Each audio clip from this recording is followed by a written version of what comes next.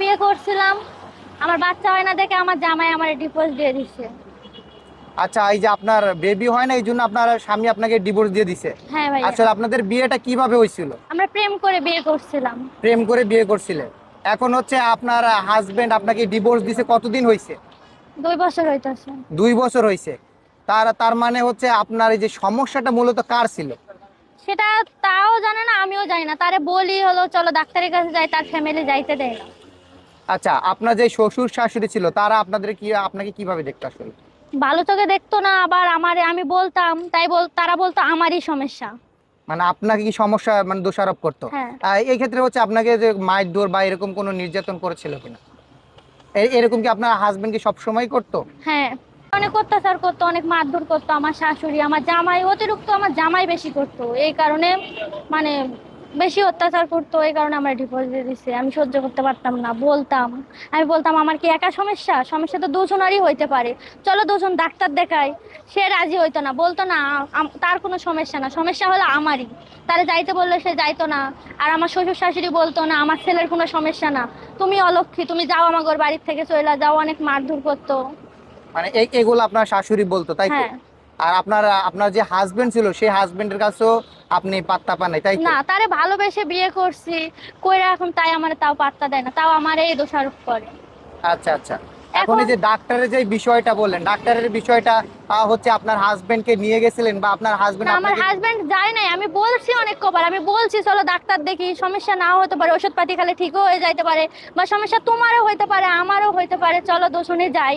সে যাইতে চায় নাই, সে আমার এই খেলে দোষারোপ করছে। আচ্ছা, মানে এই এই এই নিয়ে বাকবিতণ্ডার মাঝে আপনাদের মানে ডিভোর্সটা ডিভোর্স হয়ে হয়েছে, যায়, তাই হ্যাঁ। তো? আচ্ছা, তো এখন এই যে আমাদের ক্যামেরার সামনে কেন আসছেন একটু যদি বলতেন। এখন আমার এরকম সবটুকু জানে, যদি কেউ আমারে ভালোবাসে, এরকম একটা মনের মানুষ চাই, এটাই বলে। মানে আপনার আপনার একটা ভালো মানে ছেলে মনের মানুষ চাচ্ছেন। চাই, হ্যাঁ। আসলে আপু, আমার সত্য কথা বলতে আমাদের এই ভিডিওগুলা দেখা যাচ্ছে দেশে বিদেশে অনেক মানুষ দেখে, প্রবাসীরা অনেক বেশি দেখে। যদি কোনো প্রবাসী ছেলে আপনাকে বিয়ে করতে চায় তাহলে কি বিয়ে বসবেন? আমার ভালো মনের মানুষ যদি সবটুকু জানে, যদি আমার বিয়ে করতে চায়, তাহলে বসবো।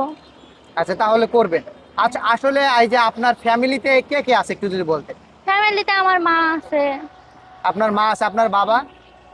আমার বাবাও আছে। আপনার বাবাও আছে। হ্যাঁ। আসলে আপনার ওইখান থেকে আসার পর আপনাকে বিয়ে দেওয়ার কোনো চেষ্টা করেছিল কিনা আপনার আব্বু আম্মু? তারাও অনেক অবস্থা একটু অতটা ভালো না, কেমনে বিয়া দিব বোঝেন নাই। ও আচ্ছা, মানে যৌতুকের কারণে এখন আপনার হচ্ছে হ্যাঁ। মানে যেহেতু ডিভোর্সি নারী সেই ক্ষেত্রে হচ্ছে আবার পেমেন্ট, যৌতুক বেশি চাই, এখন যৌতুক যেখানে বিয়া দেওয়ার চেষ্টা করে ওখানে যৌতুক বেশি চাই। যৌতুক বেশি চাই, এই কারণেই মূলত বিয়ে হচ্ছে না, তাই তো?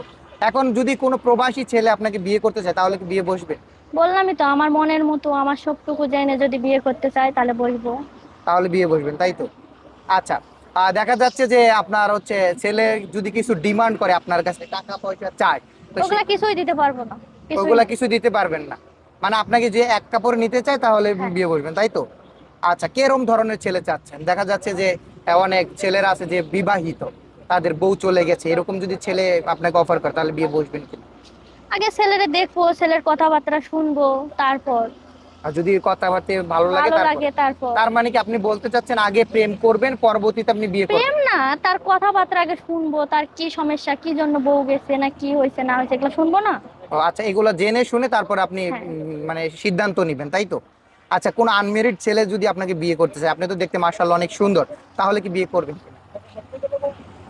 উম, ওই বললাম তো, ভাবে চিন্তে দেখো। ভেবে চিন্তে দেখবেন, তাই তো? পারেন। আচ্ছা আপু, আমরা সর্বপরিশেষে আপনার কাছে জানতে চাইবো যে আপনার সাথে যোগাযোগ কিভাবে করবে? মনে করেন আপনাকে একজন পছন্দ করলো, আপনার সাথে যোগাযোগ কিভাবে করবে? ওই যে এই মানে এই আমাদের ফেসবুক পেজে। হ্যাঁ। পেজে যোগাযোগ করবে, তাই তো? আসলে আপনার তো ফোন নাম্বার আছে, তাই তো? হ্যাঁ, ফোন আচ্ছা নাম্বারে পেজে দেয়া থাকবো, এই আচ্ছা। আইডিতে দেয়া থাকবো। আচ্ছা দর্শক, যদি এই আপু আপু আপনার নামটা কি জন্য বলছিলেন? আমার নাম মোসাম্মদ রত্না পারভীন। রত্না না?